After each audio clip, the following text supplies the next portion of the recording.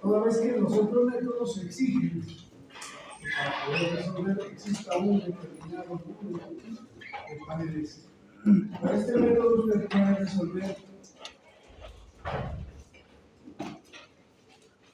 una losa que tenga un panel, 2 paneles, 3 paneles, 12 paneles, lo que quiera. Entonces no tenemos limitación en cuanto al número de paneles.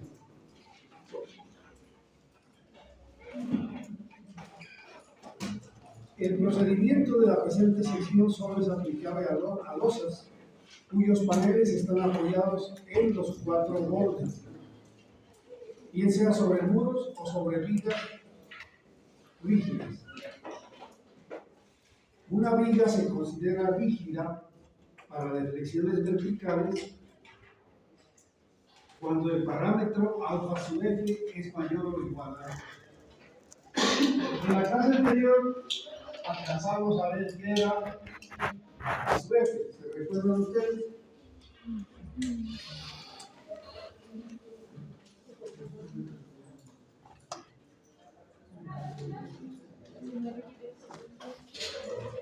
¿Alguien lo recuerda? Sí. Correcto, que sí lo No. recuerda. En las residencias. La relación de inercias entre la viga y la losa. De todas maneras, más adelante está la fórmula y ya nos referiremos a ella. El mínimo número de nervaduras, si se trata de losa nervada en dos direcciones, debe ser 5. Y cada panel se divide en 2 franjas, franja de columnas y franja central.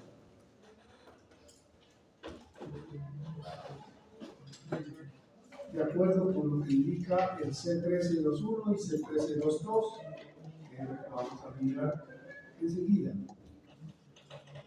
Una franja de columnas es una franja de diseño con un ancho a cada lado del eje de columna igual a 0,25 L2 o L1. 0,25 es lo que quiere decir la cuarta parte. La cuarta parte de L2 o de L1, el que sea menor. La franja de columnas incluye las vigas y las hay. Y una franja central es una franja de diseño limitada por 2 franjas de columnas. Aquí, por ejemplo, lo que nos dice ese párrafo es que miremos L2, L1, cuál es la menor de ellas, y de esa tomar la cuarta parte. Entonces, esto es la cuarta parte de la menor dimensión de cada paño. Y esto es lo que se denomina entonces franja de columnas, y lo que queda aquí, franja central. Y tal como lo vamos a ver en un ejemplo a continuación. Entonces, lo que tenemos que mirar es cuál es la luz más corta. En esa luz más corta determinamos la cuarta parte, nos determina franja de columna, la cuarta parte franja de columna, y lo que queda en el centro, pues obviamente franja central. Ahora, si este tablero viene acoplado con otro tablero, aquí va a haber otro pedazo de franja de columnas. Solo en los casos en los que el borde no es restringido, o sea, cuando aquí ya es el vacío, allí queda solamente con una franja de columnas a un solo lado. De lo contrario, vamos a tener franja de columnas a lado y lado. En la otra dirección, igualmente vamos a tener franja de columnas y franja central. Solamente que usted debe tener en cuenta que la limitación de este tamaño es la menor de las dos. Ahí podemos diferenciar LA, LB. La cuarta parte de la menor de las dos es lo que se toma como franja de columna. Lo vamos a ver con el ejemplo numérico que continúa. Aquí tenemos un tablero de 640 en la luz larga, 560 en la luz corta. Entonces tomamos como referencia la luz corta, 560, la dividimos entre 4 y nos da 140. 140 aquí, 140 acá, y en el centro nos queda 280. Cuando analizamos la losa en esa dirección, para la otra dirección, igualmente tenemos entonces 140, 140, y en el centro nos quedan 3,60, y ahí están nuestras franjas de columnas y franjas centrales. ¿Por qué es necesario tener esta división? Cuando usted diseña una losa en una dirección, lo único que le interesaba era decir que aquí voy a tener un momento de WL cuadrado entre 12, o WL cuadrado entre 9 o entre 10, y si era en el centro de la luz, WL2 entre 16, entre 24, y se acuerdan de esos coeficientes que nos permitían igualar. Como ahora tenemos que diseñar en dos direcciones, entonces vamos a tener, si este fuera el caso, vamos a tener un valor para este diseño, otro valor para este diseño en este sentido, otro acá y otro acá. Entonces vamos a diseñar esta franja para unos momentos negativos, esta franja para unos momentos negativos, y en el centro de la luz, obviamente, para momentos positivos. Una vez que tenemos diseñada esa franja central, ya veremos qué se hace con la franja de columna.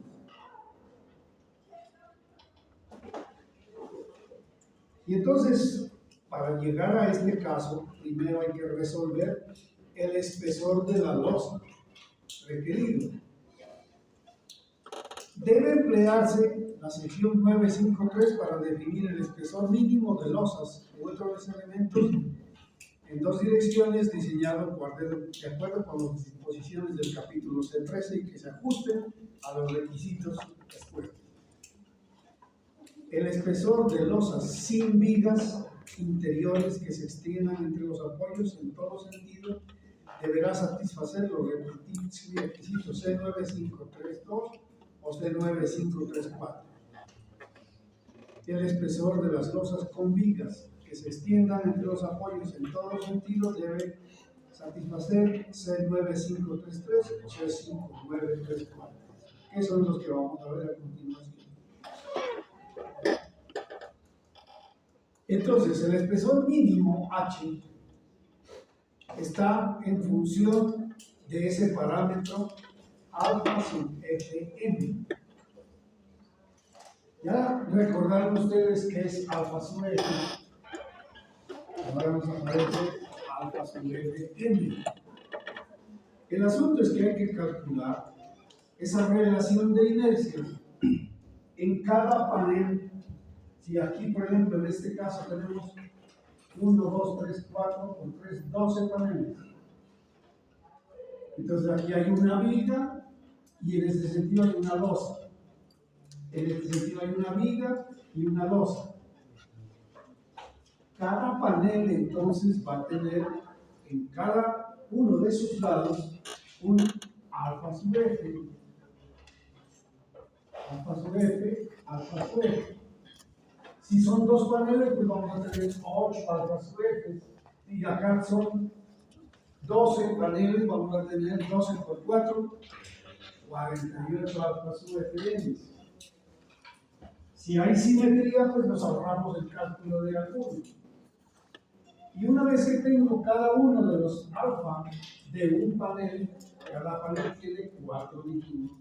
Entonces sacamos alfa sub fm, que no es más que el promedio de los 4 alfas.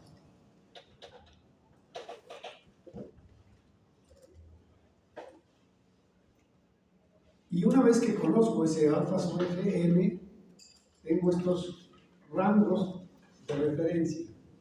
Si alfa sub fm es igual o menor que 0,2, se deben aplicar las disposiciones 9, 5, 3, 2. Un alfa sub f tan pequeñito como ese, en plata blanca significa que la viga es despreciable. El tamaño de la viga es muy pequeñito y casi que se camufla con la inercia de la losa. Entonces es como que si no tuviéramos vigas. Y en el caso que de losas armadas en 2 direcciones sin vigas, ustedes saben que está registrado por otras partes del código y que no está permitida en zonas de riesgo sísmico alto.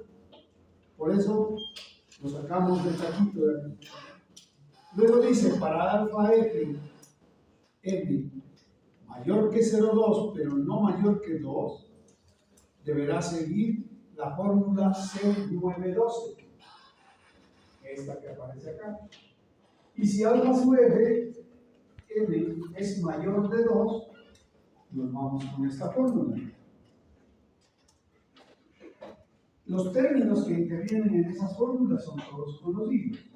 L sub n, la luz libre, la mayor de las dos que haya en cada panel. Fy, la prudencia del acero, generalmente trabajamos con 420 megapascales. Alfa sub fm lo acabamos de nombrar y de recordar. El único nuevo que aparece aquí es beta. Ese beta no es más que L sub n mayor dividido entre L sub n menor para cada panel.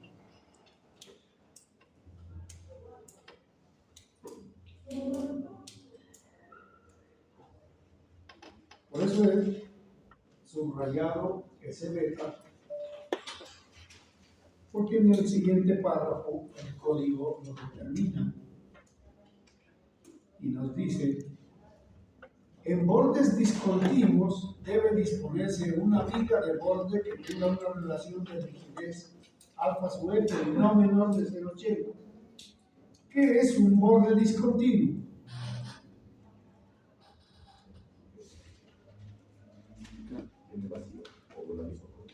Exactamente. Si hablamos de una losa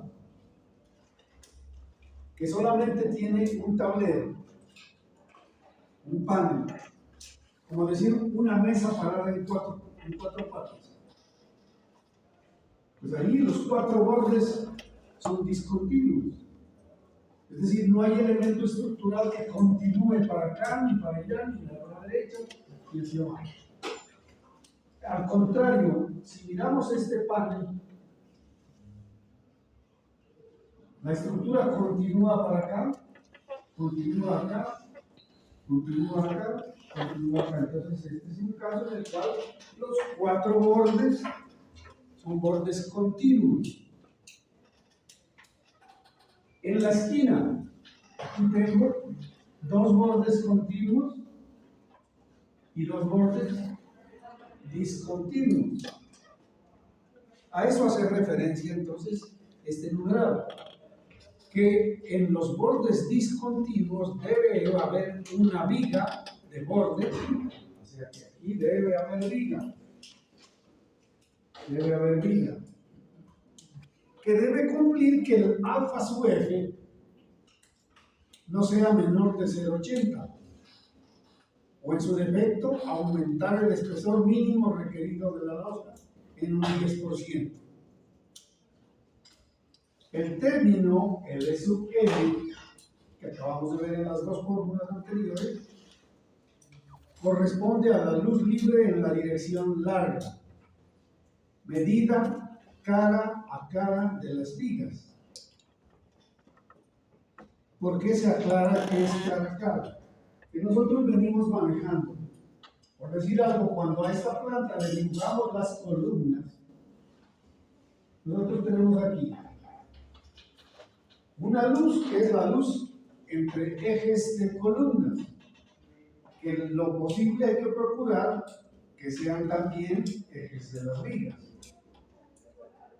Lo que no necesariamente debe darse es que el ancho de la viga sea exactamente igual al ancho de la columna. Eso no es indispensable.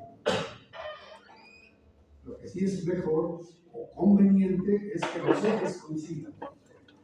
Entonces, mire aquí, tendremos una luz que es distancia entre ejes, otra luz que es la distancia libre entre columnas y otra luz que es la distancia libre entre vigas. A esto hace referencia este SN. La luz libre en dirección larga medida cara a cara de las vigas. Y el término beta corresponde a la relación de la luz libre en la dirección larga a la luz libre en la dirección corta de la luz. Ahí está, entonces, LSUN mayor dividido entre LSUN menor.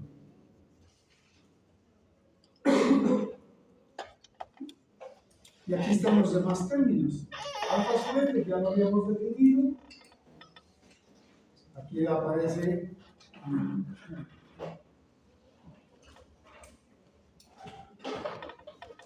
y módulo de elasticidad del concreto de viga por inercia de viga dividido entre el módulo de elasticidad del concreto de la losa por la inercia de la losa. Y habíamos dicho que la mayoría de las veces, por no decir todas, cuando uno va a fundir la losa, uno echa el mismo concreto para vigas y para losa. O sea que en la mayoría de los casos, el módulo de elasticidad del concreto de vigas es igual al módulo de elasticidad del concreto de losa, y esto se simplifica, se puede anular, y nos queda únicamente que alfa es inercia de viga sobre inercia de losa. Alfa sub Fm, valor promedio de alfa para todas las vigas en los bordes de un panel. Alfa sub F1, alfa sub F en la dirección de L sub 1 y alfa sub F2, alfa sub F en la dirección L sub 2. Y sub B y sub S, inercia de viga, inercia de losa, tal como lo pide la norma, que es como a continuación lo vamos a aplicar. La mejor forma de comprender esto es a partir de un ejemplo numérico. Pues aquí tenemos en primera instancia distancias entre ejes 620, 680, 680, 620. En la otra dirección 540, 5, 540. En este caso hay simetría, nos vamos a ahorrar un poco de trabajo. Pero si estas dimensiones no fueran simétricas, lo que les decía acá, vamos a tener 4 por 3, 12 paneles distintos, 12 tableros. Aquí, por simetría y por ganar tiempo, en el tiempo de la hora de clase, pues vamos a mirar que hay 4 tipos de tableros. Y los llamamos panel 1, panel 2, panel 3, panel 4. Ustedes ven que aquí, este de aquí se repite simétrico con este y con el de acá. El del centro, panel 4, es igual al de acá. Y los extremos también, lo mismo que los de las esquinas. Por esa razón aquí solo necesitamos trabajar esos 4 paneles. Y entonces le vamos a poner dimensión. En primer lugar a las vigas. La luz crítica, la más grande de todas, es 680. Y recordemos que para vigas nos pide que tengamos un 14avo de la luz. En este caso, 680 entre 14 es 0,49. Vamos a trabajar con viga de 50 de espesor. Nos queda la viga de 30 por 50. Para el espesor de la placa, aquí caemos en un círculo vicioso. Para el espesor de la placa tengo que aplicar alfa sub Fm. Pero no conozco alfa sub Fm si no conozco el espesor de placa. Entonces, para romper ese círculo vicioso existe una fórmula empírica que está puesta ahí que dice que un espesor recomendable más o menos alrededor de el perímetro, esa es esa P, dividido entre 180. Entonces, si tomamos en el ejemplo el perímetro del tablero crítico es el que mide 680 y acá 510. El perímetro entonces es 680 más 510 más 680 más 510. Ese perímetro da 23,2, que dividido entre 180 da aproximadamente 0,13. Vamos a asumir para los siguientes cálculos un espesor de 15, 0,15.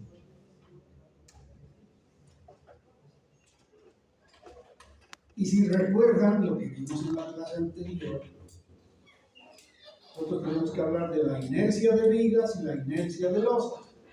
Para las dimensiones que tenemos aquí, nuestra viga es esa L en la viga de borde y esa T en las vigas centrales.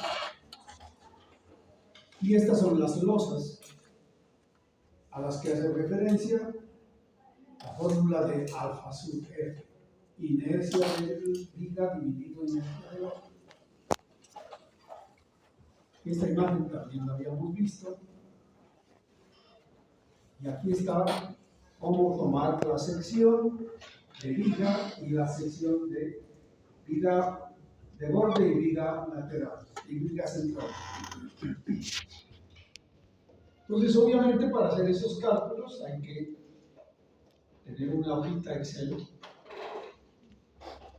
en la que usted recuerda todo lo que se hizo en la materia de mecánica. ¿Cómo hace usted para conocer cuál es la inercia de esa figura y dividirla en rectángulos? Entonces ya tenemos aquí un rectángulo que tiene 30 por 35 y otro rectángulo que tiene 35, 35, 70, 30, 100 por 15. Ahí está. Sacamos el área, base por altura. A cada una de esos rectángulos le conocemos su centroide. Obviamente el centroide de aquí está a 17,5 y el centroide de acá está a 35 más la mitad de 15. En el siguiente paso tomamos momento de área. Momento de área, ¿qué es? Área por distancia. ¿Cuál distancia? La del centroide que acabamos de calcular. Y por eso aquí tenemos entonces 10.050 por 17,5 nos da ese valor. 1.500 por 42,5 nos da ese valor. Hacemos sumatoria de momentos de área, que es este 82.125. Sumatoria de áreas y obtenemos la ubicación del centroide de la figura compuesta. Dividiendo 82.125 entre 2.550 nos da 32,21. Ese 32,21 es un puntito que va a estar por aquí y que es el centro de gravedad de esa sección. La inercia, entonces, debo darla con respecto al punto rojo. Pero para llegar a eso necesito aplicar el teorema de los ejes paralelos, que dice que la inercia de cada una de estas figuras es igual a su inercia propia. ¿Cuál es su inercia propia? 30 por 35 al cubo sobre 12. 100 por 15 al cubo sobre 12. Pero esa inercia es con respecto a los puntitos que están en medio. Y nosotros necesitamos la inercia con respecto al puntito rojo. Y para ello, ¿qué necesitamos hacer? Aumentar a la inercia propia el área multiplicada por la distancia entre centroides elevada al cuadrado, que es lo que se tiene aquí. Primero, aquí hemos encontrado la distancia entre centroides. ¿Cómo? Restándole a 17,5 menos 32,21. 42,5 menos 32,21 es esta distancia que hay aquí. Y esa distancia elevada al cuadrado la multiplicamos por el área y la sumamos a la inercia propia y sub 0 y nos da la inercia centroidal. La suma de esas inercias centroidales es la inercia de la figura compuesta, que en este caso es una T, para viga central. Y para viga de borde, como hacia acá no sigue la losa, pues obviamente ya no es una T, sino una L. Hacemos lo mismo y tenemos la inercia centroidal de la viga de borde.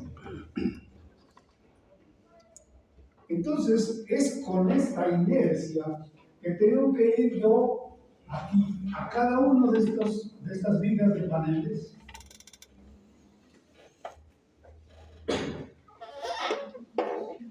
Pero antes de eso necesitamos calcular.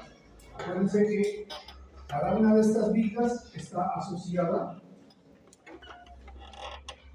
Aquí tenemos la viga y aquí viene la losa. Entonces aquí, ahí pintábamos, acuérdense ustedes, aquí está la mitad, esta está la mitad, esta es la losa y esta era la viga. Eso es lo que hemos hecho aquí. Entonces en el siguiente paso tenemos la inercia de esas losas que están dibujadas aquí.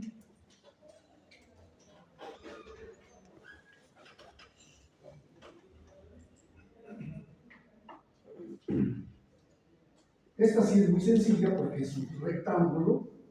La inercia es 2,85 por 15 al cubo dividido 12.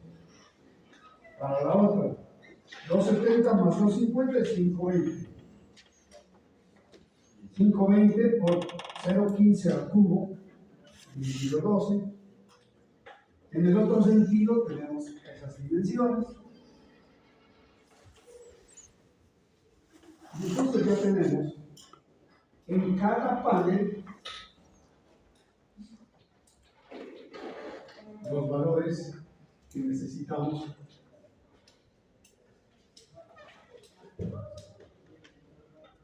Panel número 1, el que estaba en toda la esquina de la 2. En él tenemos inercia de viga, que ya calculamos, 441.441. Inercia de losa, 80.000. Nos da alfa sub F, 551. Acá, alfa sub F, 476, 356, 285. Con esos 4 alfa sub F, lo sumamos y lo dividimos entre 4 y sacamos alfa sub F M. Alfa sub F promedio. Y comparamos.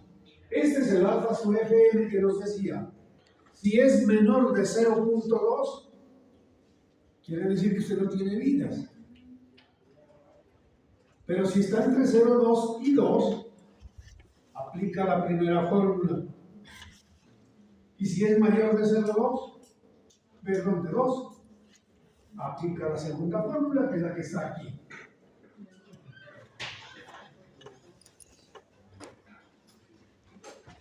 Vamos a chequear. L sub L, la luz larga medida entre cara y cara de vigas. Para nosotros es 5,95. 5,95 factor de 0,80 más 420 megapascales dividido 1400. Y todo eso dividido entre 36 más 9 beta. ¿Cuál es beta? Beta es 5,95 luz larga dividido 5,10 luz corta.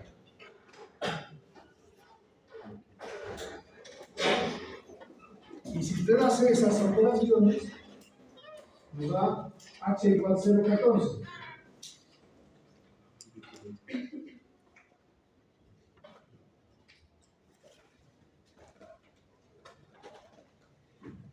Ese proceso hay que repetirlo con todos los paneles.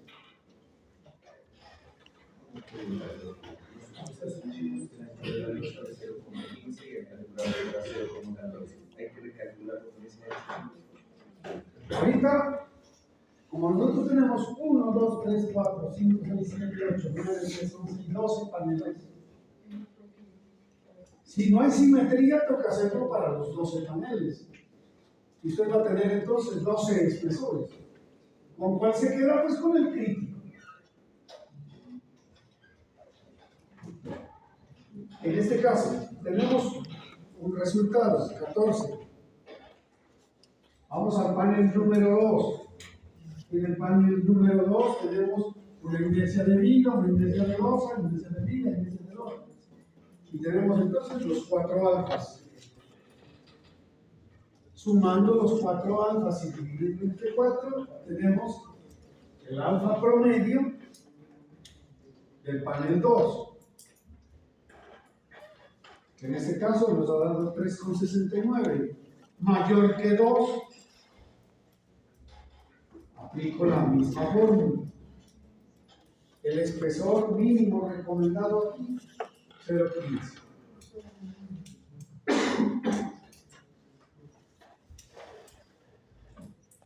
El panel 3.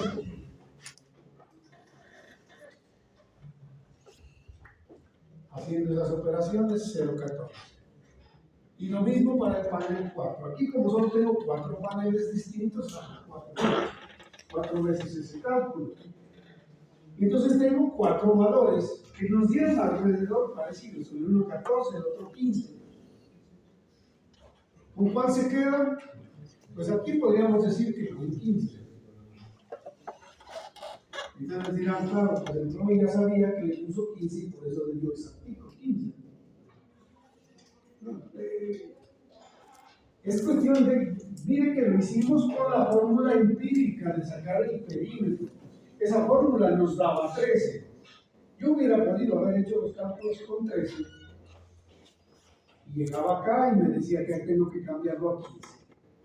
Entendiendo eso, y para resaltarlo, este tipo de operaciones deben tenerse en una hoja Excel, como mínimo.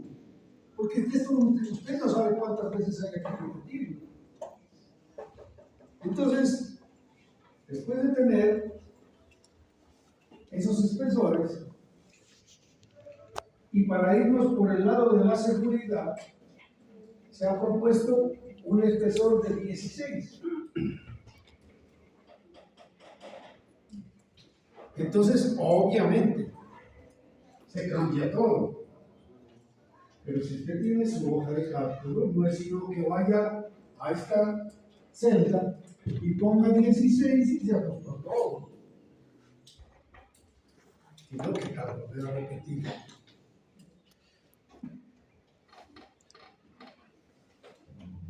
Y así se puede hacer tantas interacciones cuanto sean necesarias.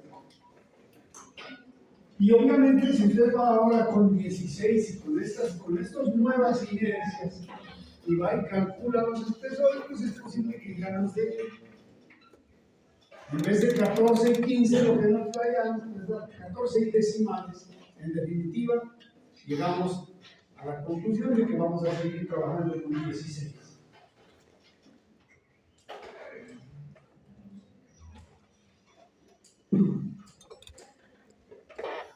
Ahora bien, en la aplicación del método se consideran dos condiciones de borde para efectos de la rigidez o fricción de la losa en el apoyo de borde. Cuando la viga de apoyo es lo suficientemente rígida, se puede considerar equivalente a un apoyo continuo. Cuando la viga de apoyo tiene una rigidez torsional despreciable, debe considerarse que la losa no tiene un apoyo continuo. Y bueno, en definitiva,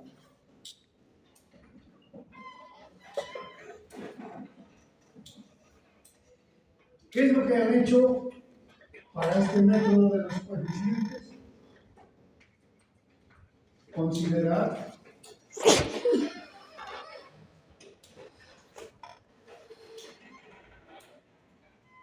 esas 9 posibilidades. Caso 1, un tablero con los 4 bordes discontinuos. Ese es el que le digo yo. Haga de cuenta que usted hizo una losa soportada en 4 columnas. Una mesa. El caso opuesto. Los 4 bordes continuos. En el caso que estamos resolviendo, que estamos intentando resolver, nosotros tenemos 4 luces por aquí y 3 luces por acá. ¿Tenemos el caso 1? No tenemos. El caso 2, sí lo tenemos y lo tenemos aquí y aquí. Caso 2, caso 2. Luego tenemos caso 3. Los 2 bordes cortos, continuos, los 2 bordes largos, discontinuos. No aparece aquí ese caso. El caso 4. Un borde largo y un borde corto continuos, y un borde largo y un borde corto discontinuos. Este es caso 4. Caso 4. Caso 4. Caso 4. Caso 5 es el opuesto a este. Los 2 bordes largos continuos, los 2 bordes cortos discontinuos. No lo tenemos aquí. Caso 6. Un solo borde largo continuo. No lo tenemos. Caso 7. Un solo borde corto continuo. Tampoco lo tenemos. Caso 8. 2 bordes cortos y un borde largo. Ese es nuestro caso 8. Caso 8, 8 y 8. Y el caso 9, 2 bordes largos y un corto. Caso 9, caso 9.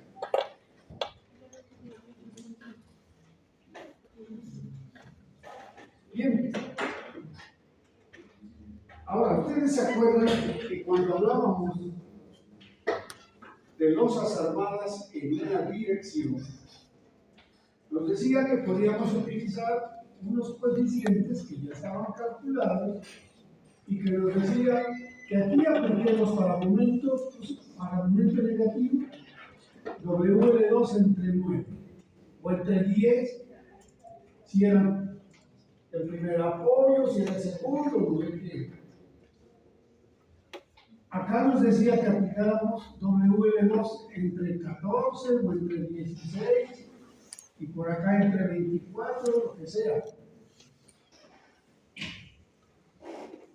Acá, en vez de decirnos un noveno, un décimo, nos va a dar un valor en decimales. ¿Cuánto es un 14avo?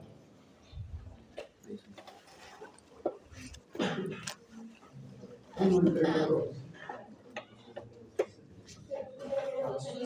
Es lo mismo que si me dijera que aquí aplique 0,017. 0,7. Porque acá aplique 1 dividido 10, pues es 0,10. Acá, 1 dividido 24, 0,04.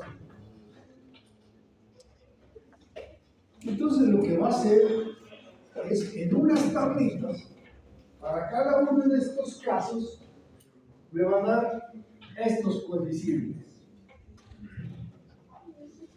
No en forma de fraccionario como está aquí, sino en forma decimal.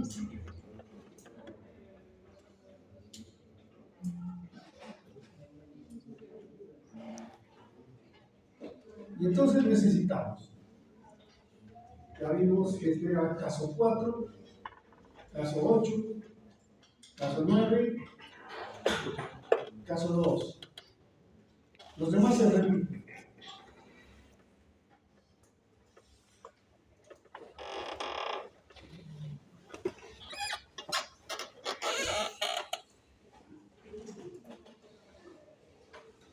Y resulta que para entrar a las tablitas tengo que entrar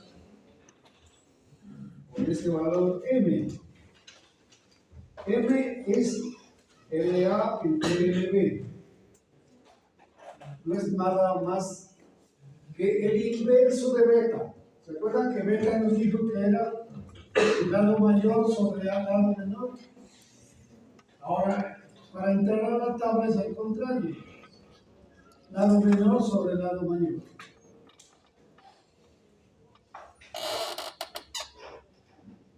Entonces, aquí, ¿cuánto vale M? 5,10 dividido 5,95. A ver, el otro. 5,10 dividido 6,50. 4,70 dividido 5,95 y 4,70 dividido 6,50. Esos son los valores de M con los cuales debo trabajar.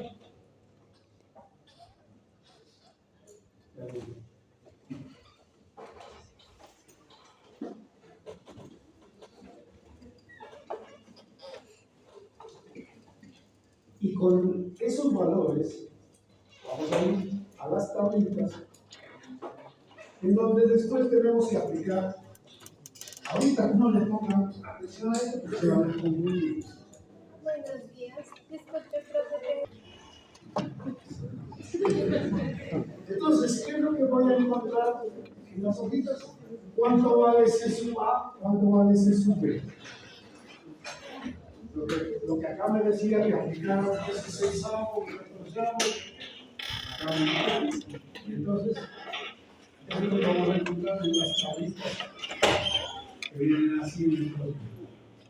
Y que las vemos mañana.